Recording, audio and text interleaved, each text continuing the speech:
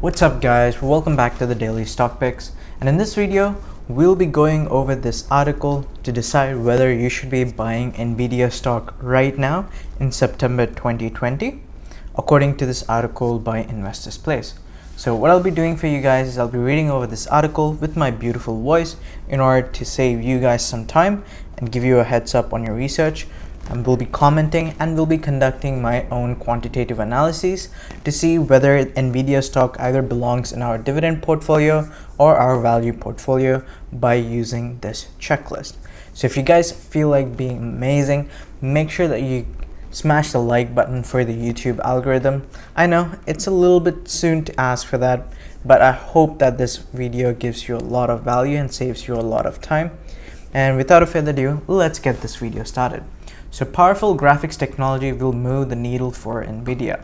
With gamers demanding higher performance GPU, Nvidia stock high price will only go higher. By David Modell, Investor Place contributor. Today's discerning gamer demands nothing less than the best when it comes to the graphics. There's a war going on among businesses that manufacture computer graphic cards, and among the winners is Nvidia.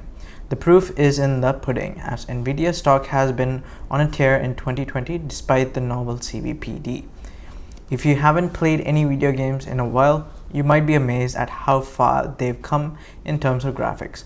Among the latest trends is what's known as ray tracing. This graphics innovation rendering lighting and shadows in a way that allows today's games to appear more realistic.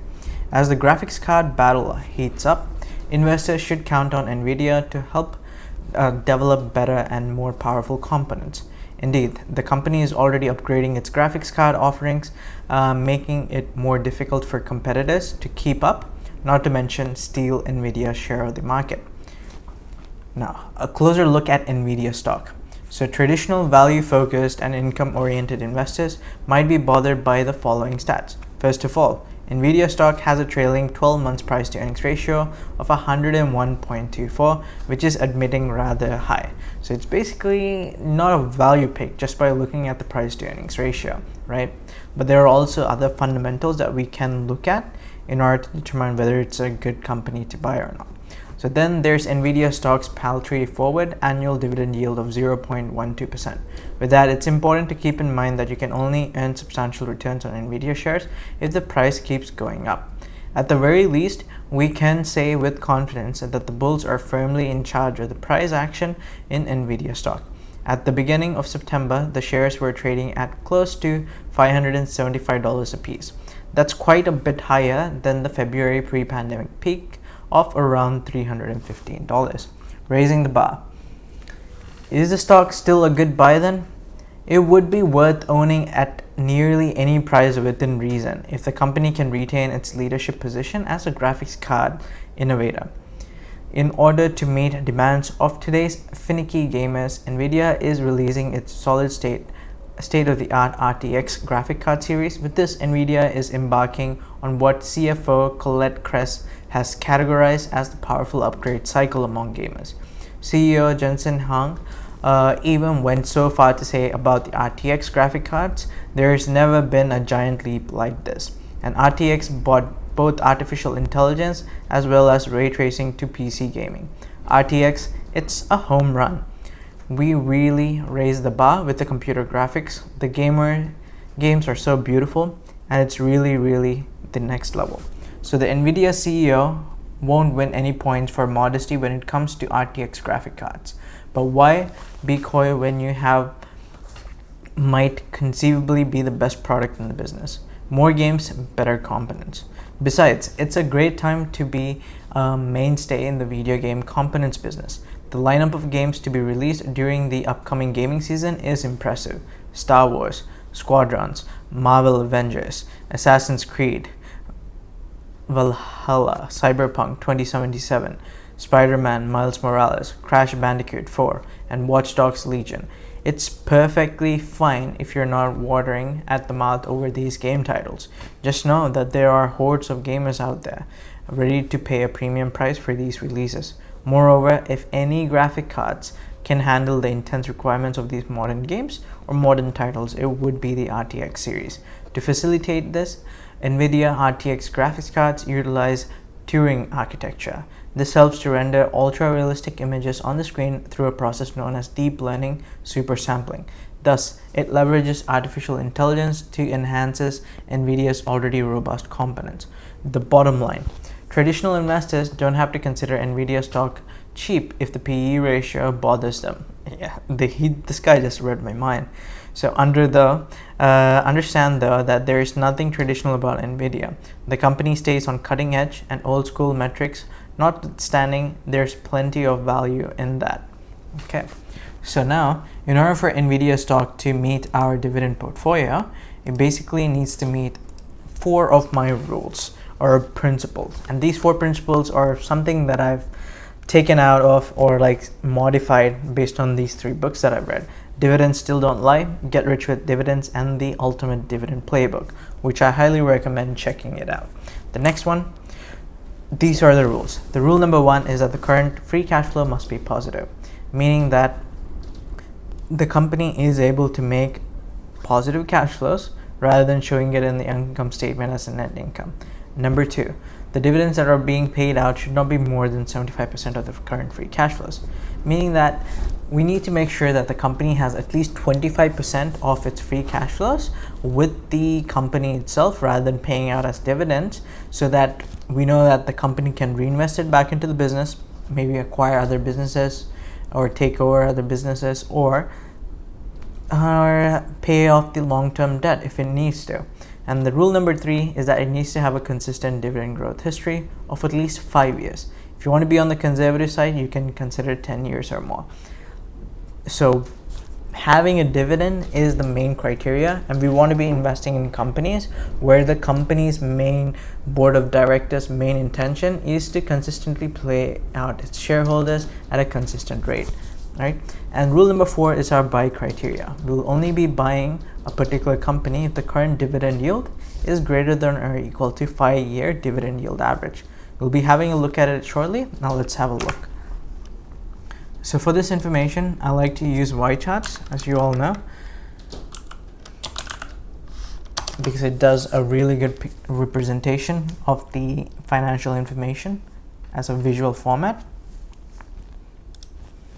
Okay, so we can see that the revenues have been increasing, as well as the free cash flows. So the free cash flows are positive, that's for sure. Let's type in NVDA 92.57, which is definitely expensive when compared to the S&P 500 index.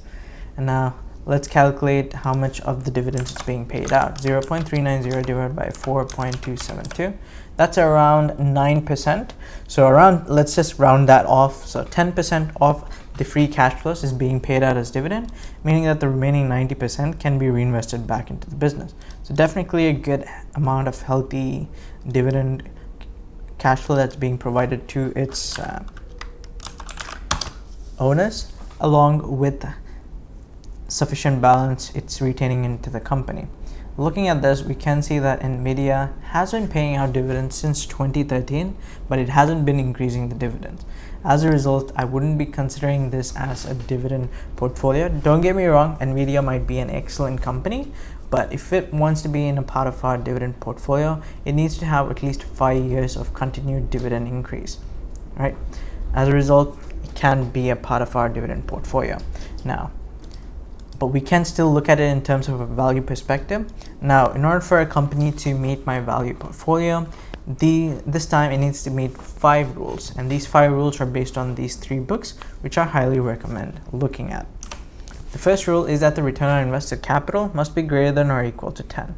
So I put a star right beside it because I might accept companies which are lesser than this, but never negative for sure, if the fundamentals and the growth potential for the company is excellent. You'll know it when we come across such companies. And rule number 2 is that it needs to have net consistent cash flows. So we want to be making sure that we can project the cash flows to a certain extent in the coming future. And rule number 3 is that it needs to have a strong balance sheet. So companies generally take on debt in order to grow the company at an exponential rate. But we need to make sure that the management is taking on debt in a financial conservative way rather than taking it heaps and bounds, and it's going to be a detriment for the business to pay it off if something happens to its cash flows.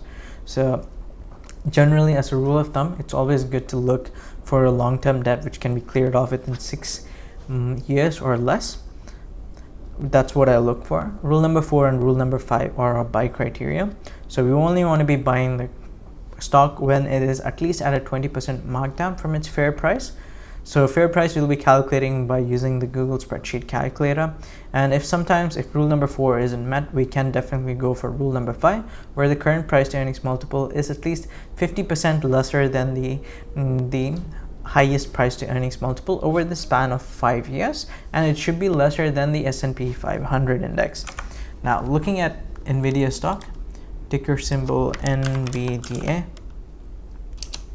Let's see if it can belong as a part of our value portfolio. Since the price to earnings ratio is more, rule number 5 just goes out the window. But we can see if it meets our rule number 4 to be a part of our value portfolio. So the return on invested capital currently is 21.91, which is pretty good. And the lowest that I could find was back in 2011 when it was around 8.66%. But either way, it's really close to 10. I would be really comfortable with this. And looking at the free cash flows, let's see how consistent it has been increasing. So back in 2011, it was around $600 million. So let's see how many times it's doubled. 600 double is 1.2 billion. 1.2 double is 2.4. 2.4 is 4.8. So around 3 doubles, but not yet there yet. So it would be somewhere around 25 to 30% year over year increase in terms of its free cash flows. Now, so the consistent free cash flows, yes, it's almost, you can project it to a certain extent in terms of its revenue and its free cash flows. And does it have a strong balance sheet? This is what we'll be looking at. So Nvidia stock long-term debt is 6.9 billion, around $7 billion. And it can clear it off with its current assets, which are basically the assets that can be turned into cash within the coming 12 months if the management decides to do so.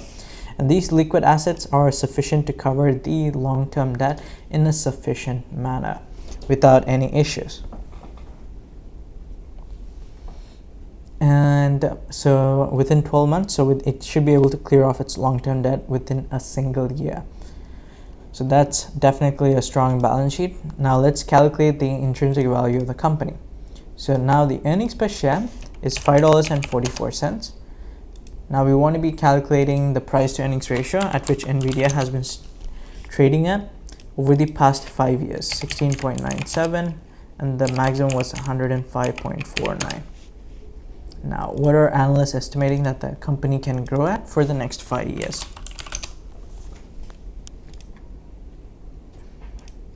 It's going to be 17.44 according to this. So now what we're doing basically is we're taking the current earnings per share, multiplying with the growth rate, and taking the value to 10 years from now, right? And once you have 10 years from now, you'll get some X amount of value. You need to be multiplying with the price to earnings ratio at which you might be thinking that the stock might be trading for. In order to do this, you can either consider the average price to earnings ratio over the past 5 years, or otherwise you can multiply the analyst estimates by 2. Whenever we're considering the price to earnings ratio, we want to be considering the minimum one. In this case, we'll be implementing the price to earnings ratio, which has been suggested by the analyst estimates by times 2, 34.88. So this will put the intrinsic value of Nvidia at $806.34, and the fair price at which we should be buying the stock with the 15% return on our investment is $229.21. As we all know, we don't know what the future might entail. So as a result, we want to be buying the stock at least at a suitable margin of safety, at least 20% down from here. So if you were to look at it, the right ideal price at which you should be buying Nvidia stock would be $183.37, which is currently not the price at the moment. As a result, we wouldn't be considered buying Nvidia stock at this current price range. And just for fun, if you were to consider the average price to earnings multiple of 61.23, that would still put the stock at 20% markdown price of $321.90.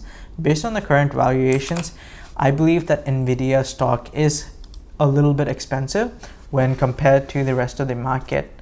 And what do you guys think? Do you think, is there any other way to analyze the company, or is there any other perspective that we should be looking at in terms of its future growth prospects? So, and the closing remarks is that on the date of the publication, David Modell did not have either directly or indirectly any positions in the securities mentioned in this article. So if you guys have stayed around till this part of the video, I really appreciate it, guys. And I consider you guys as the hardcore fans or the hardcore gang who like this video, who like the channel. And thank you so much, but I do want to give you a full disclosure that this video is only for your education and entertainment purposes only.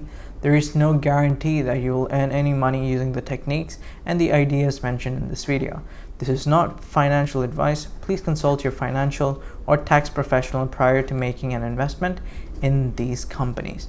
And if you guys feel like being amazing, make sure that you smash the subscribe button and turn on the bell notification icon so that you can get notified as soon as we post new videos. So just a heads up, we post videos from Monday to Friday. So make sure that you stay tuned with all of the latest articles in the stock market. Until next time, see you in the next video. Peace.